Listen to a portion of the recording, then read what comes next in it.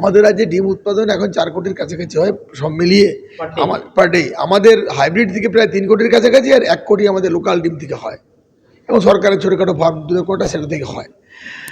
আর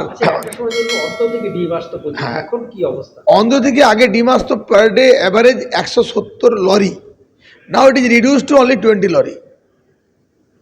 তা আমরা এটা আশা করছি উইদিন আর কয়েকদিনে, সেটাও আসার কারণ কিন্তু কি হচ্ছে, যেমন ধরুন সাপোজ ধরুন কোচবিহারের যে ডিম তৈরি হচ্ছে আসামে চলে যাচ্ছে, পুরুলিয়ায় যে ডিম তৈরি হচ্ছে ঝাড়খণ্ডে চলে যাচ্ছে, এইসব কারণে ডিমটা একটু আসছে।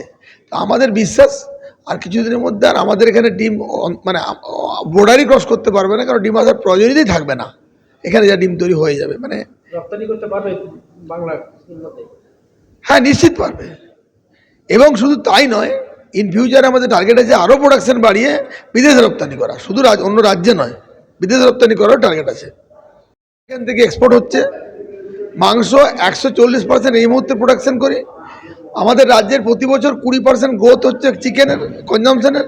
আমার বিশ্বাস ওই গ্রোথের সঙ্গে যে 40% আমরা এক্সট্রা আছি ওটা এক্সট্রা কন্টিনিউ করবে আর গ্রোথটা হবে। সেরকম আমাদের রাজ্যে আমরা মোটামুটি 20% গ্রোথে চলছে, 18 থেকে 20% গ্রোথে চলছে। কত এমপ্লয় আছে? ব্রয়লার লেয়ার মিলিয়ে আমাদের ডিমের উৎপাদন এবং মাংস উৎপাদন মিলিয়ে আমাদের মানে প্রায় 20 লক্ষের কাছাকাছি, 18 থেকে 20 লক্ষের কাছাকাছি এমপ্লয়মেন্ট আছে। এই যে সরকারি যে সমস্ত ফার্মগুলো ছিল সেগুলো তো অনেকগুলো ফার্ম বন্ধের মুখে, পাশাপাশি বেসরকারি ফার্ম হচ্ছে এবং কন্ট্রাক্ট বেসিসে কাজ হচ্ছে। কিছু লোকের বলে তারা যে কন্ট্রাক্ট বেসিসে অসুবিধা, কিছু মুষ্টিমেয় কিছু লোকের মানে ফার্ম চলে গেছে। দেখুন, পোলট্রি একটা টেকনোলজি, পোলট্রি একটা আপগ্রেডেশন, পোলট্রি একটা সায়েন্স।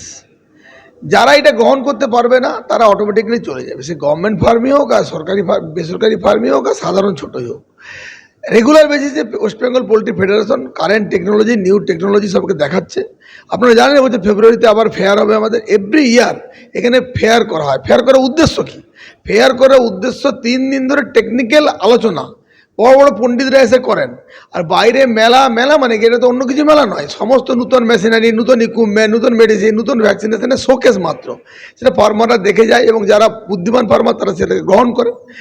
আপনি কিছু লোক হয়তো বলতে পারে আমরা অসুবিধায় পড়েছি, আমাদের কমে যাচ্ছে, আমাদের লাভ হচ্ছে না, লস হচ্ছে না, এগুলো বলে, কিন্তু আলটিমেটলি কিন্তু আমরা এগিয়ে আছি, টোটালে আমরা এগিয়ে আছি, যে কেউ করছে। যারা প্রপার টেকনোলজির সদ্ব্যবহার, যারা প্রপার নিউ জেনারেশন, নিউ সায়েন্সকে গ্রহণ করছে, তারা নিশ্চিতভাবে এগিয়ে যাচ্ছে।